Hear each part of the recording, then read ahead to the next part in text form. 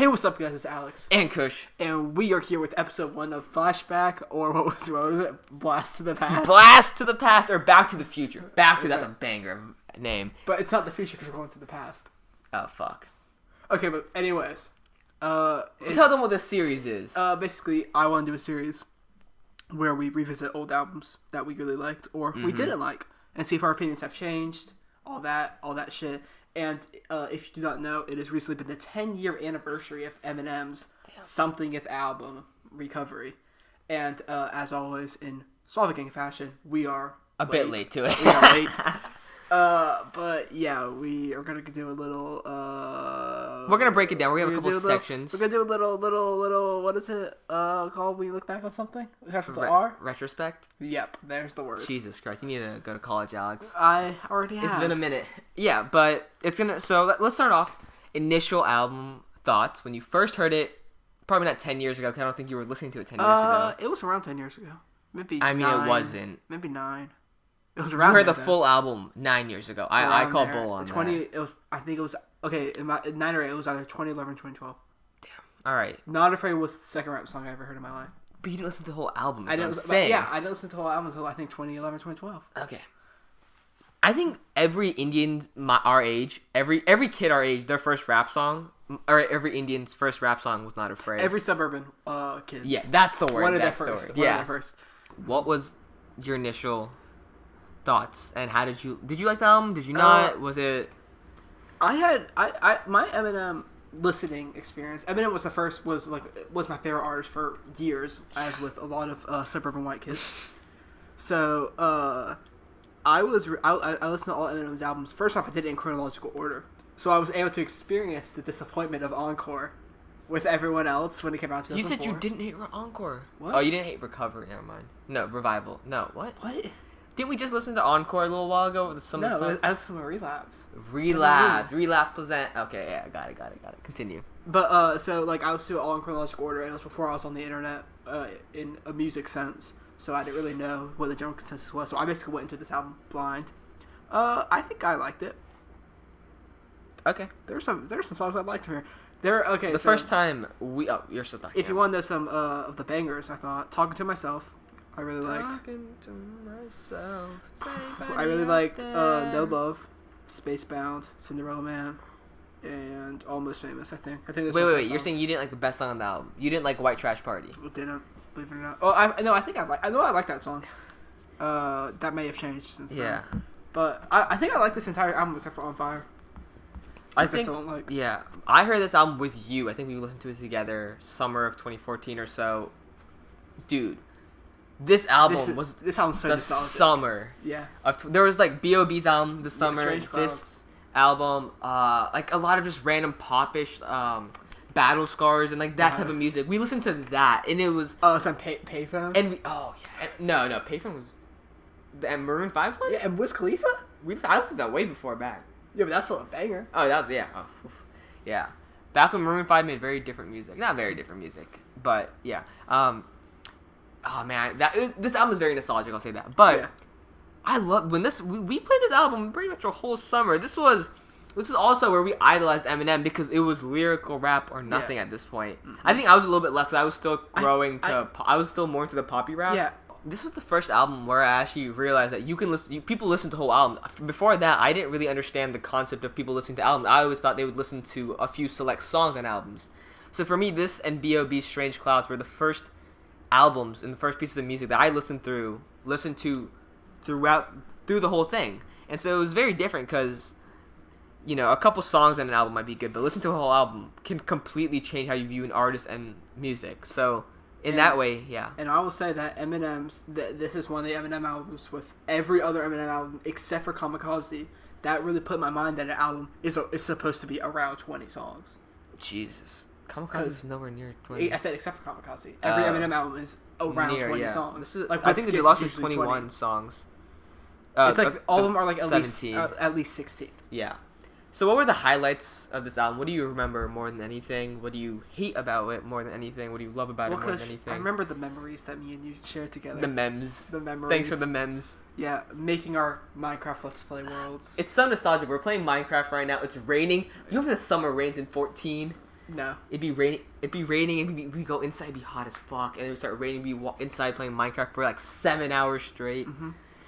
I think more for me, I still, after 6 years, like honestly, like 3-4 years of not listening to any of the songs, I remember almost all the hooks. Yeah, I haven't listened to this album, I think, in full since 2016. And for better or for worse, because some of these hooks are bad. Some of these hooks are so bad. They were bad when we heard them. Like, we made fun of going through changes. We had like a remix for going through puberty because Ozzy Osbourne sounds like he's having some voice fun issues. Fact, I did not know that was Ozzy Osbourne until about 20 minutes ago when Alex told me. I did not know either until about 6 days ago when I listened to this album and I looked up who was singing that terrible hook. Yeah, there's a lot of poppy hooks. Some of the hooks are like Won't Back Down. I didn't like that hook. Yeah, the song isn't great either.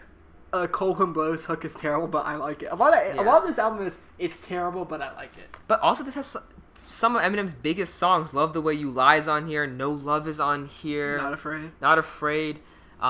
There's a lot of very, very memorable Eminem songs. If you said Eminem, what are his biggest songs? You would probably name those two right there. I would probably say Lose Yourself. Okay, but those two would be in the top 5, I'd say, of ones that you would name. Yeah. No Love is up there. I think No Love is probably the best out of the 3 I just said. Oh, yeah, No Love. That's one of my favorite Eminem songs. There's not many rap features on here. Wayne versus Fire. Wayne entering starting off the song is perfect. There's not many rap features on here. There's only one or two, I'm pretty sure. Right? Yeah. And Slaughterhouse is on the deluxe.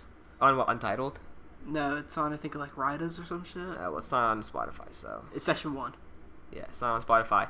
But this was a very good introduction album.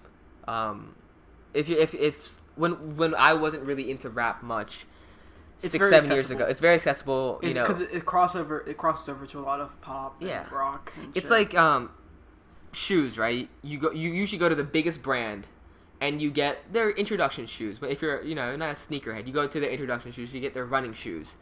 This is Eminem's version. You go to the biggest artist, and you get his most accessible album. Accessible, not successful. Accessible. Well, maybe one of his most successful. It's so easy to listen to, but it's nothing groundbreaking. But when you listen to it, you feel like you're a hip-hop person. That's the way I view it. Still confused about that shoe thing. Okay, this is not some underground shit. This is not one of his lesser-known albums. One of his cult favorites. What's the underground shoe? No, but I'm saying if you're a shoe fan, you're going to know the shoes that aren't as mainstream. Everyone knows Air Jordans and Air Force Ones, but there's other ones that are more popular, that are better, that you know after you've gotten past it. We can talk about drugs, okay? You start off with marijuana, and as we all know, it's a gateway drug. And then we all know it starts with marijuana, and then what does it go to, Alex? Fucking taking crack up your asshole. That's what. Don't take marijuana. Going back to the point, it's very accessible. It is very accessible. Like marijuana. I mean, so is Strange Clouds, and I think that's why you like that too. Oh yeah. You really put me onto a lot of the more pop shit. Yes, sir. Put that there. Hey, that shit hasn't aged well. Oh, I think Strange. I still listen to some songs. Do you think you would have liked this album if you were this age? No. You don't think so? Mm-mm. Okay. I probably wouldn't. I'm not looking for this now. Are you saying that if I was 18 in a version year to rap music? Yeah. Okay, 18 in 2010. 2020. I love 2020. Okay, I'm gonna assume that that like I was listening to Eminem for about the same length. So okay, if I was listening to Eminem for about 10 years before that, so that would be, I probably would have started listening to him in 2000 when Marshmallow's LP came out. And if I lived actually through all that, I think I'd be disappointed still by this album. Because there's just been going back and living through it. That's true. Yeah. Because in a vacuum, this album is pretty decent. But if you compare it to what he had released before, especially compared to the Eminem show, it is... In those first 3 albums, it isn't nearly as good. Yeah. I still think it's a good album, but I do think a large bit of that is nostalgia. So how is it carried over? How do you feel about it? Actually, no. Let's see. What has Eminem done since? Let's look at his track record. Since we have 2011, hindsight. Eminem held a sequel with Worst of 5'9", the only Bad Meets Evil EP, even though it's like 13 songs. It's good. I like it. 2013, Eminem released Marshmallow's LP 2. One of his last albums, I would say, is old Eminem. I'd say everything with a beard is new Eminem. Yeah. Legitimately, it's a different Eminem. After that cipher he made about Donald Trump, his career has not been the same. Yeah. But, okay, like... First off, Recovery is like so weird because it really is the 2010s Eminem. It's like all the pieces almost, like from like from 2010 to 2017. That Eminem is so based in recovery and the success of this album and trying to almost recreate that in a sense. Yeah. Okay, and then in 2014, Eminem released Shady XV. That's Shady 15. With his label. That's a cipher? No. I mean, there was a cipher, but okay. I don't remember that album. I didn't even know that was the thing. I thought the Bad Seal song was pretty good. 2015, Eminem released the Southpaw soundtrack. He was on like 2 songs. It was pretty good. I remember I listened to a couple songs. Wait, he was on, I think he had 2 or 3 solo songs, and he had 2 Bad Seal songs, and the Bad Seal songs were really good. Then 2017, Eminem released. If you wonder why I was taking a long time, it's because I don't want to talk about Revival. Revival was what made me not. It made you do a. It made you look into Eminem. It made me question. I'd already like. I honestly already like kind of like stopped listening to Eminem mainly like a lot by then. Well, like, he had any major album work but so like since it 2014. That shit doesn't matter to me. Like I don't care if you have had an album recently. If you have a song, like I still listen to fucking songs from like 2009 constantly. True. Like song age doesn't really mean shit to me. So like if you have a song I like, I'll listen to it forever. But like it's just like I kind of like started to grow out of artists like Eminem and Tech Nine and shit. The more lyrical, miracle, spiritual. Yeah. He's not really lyrical, but you know. So Revival came out, and I was like, I'm good with Eminem. I think I'm good with Eminem from now on. And like I legit deadass don't think I listened to any Eminem. That was one of the most. It was a terrible album, right? There's a lot of. It was terrible. No. The 3 out of 10. Like if you look at it structurally, right it's not like his wordplay is fine, but it's just so not. unenjoyable. Your booty heavy duty like diarrhea. There's a lot of questionable songs. It's just such a unbearably bad album. It's just not. It's so enjoyable. Bad. It's so bad. That's so good. Gave it to you. Okay. The greatest thing you ever had. Okay. Revival's terrible. Then Kamikaze came out, and that album's great. Kamikaze really was so. It. We both were like, "Oh shit!" You know, Eminem's back. Mm-hmm. He's not talking about shit he really doesn't need to be talking about. I mean, he is. He's mumble rap. Oh, I meant race issues. Black boy, they don't want to side of you. But yeah, Kamikaze was great. I still think it's great. I know a lot of people think it's not right, but I think it's great. And then this year, he released Music to Be Murdered By. That's fine. I think it's good. Yeah. That's pretty good. It's probably going to be one of his most forgettable ones. Yeah. This and Kamikaze are going to be the most forgettable. No, I think that Kamikaze is definitely going to be a... I think only because it's not bad enough, like... I think that Kamikaze, the reason why it's going to be remembered is just because... It was when followed up to his worst album. Career, yeah, it's because it was a response album. I think that every Eminem album will be looked at. Like Some Shady LP was the beginning. Marshall's LP was like when he rose to like when he like Stardom. Rose, like yeah. Eminem show was like the same thing. Encore was like the first like what the fuck is this? Then Rios was like this is some weird shit. Recover was like this is like the huge hit maker of an album.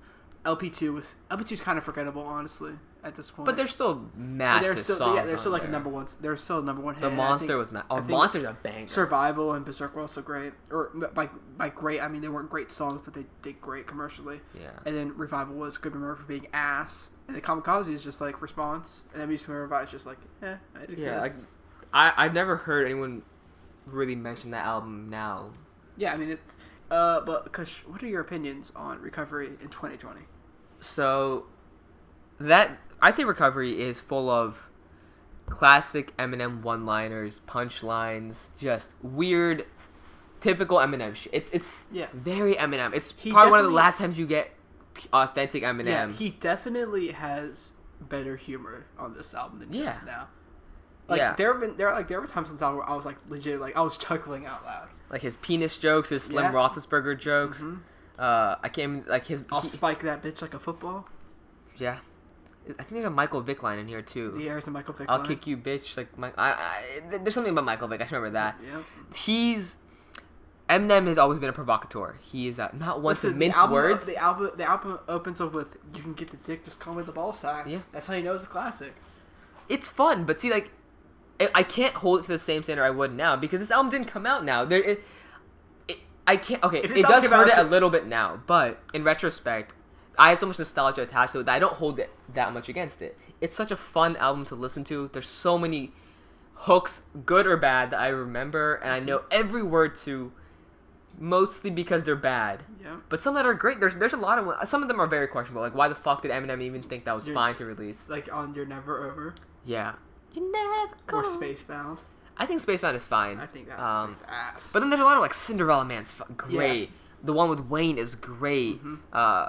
White Trash Party's fun song. It's a fun song. He doesn't take himself. He always has one weird ass song. There are 3 songs I don't like on this album whenever I listen to it, and it was that Seduction. That 3-song run of On Fire, Won't Back Down, and White Trash Party. Yeah, Won't Back Down. But even Won't Back Down, I remember the hooks because they're so easy. Yeah, but that song has aged the worst, I think. Won't Back Down? Yeah. I mean, yeah. It's just like they're Pink was from. I mean, she was at her peak. It's more of just like a rap rock beat. Yeah, which I don't like usually with Eminem. But I still enjoy the album. I don't know what I would give it. I think it's hard to go back and give an older album a review. So I would just say I still enjoy it. I'm not gonna give it a review. I'm just gonna say I still enjoy it. I'll give it a score. Like Fantano just puts classic out of 10. I'm gonna say enjoy it, not enjoy it. I'm gonna say I enjoy it.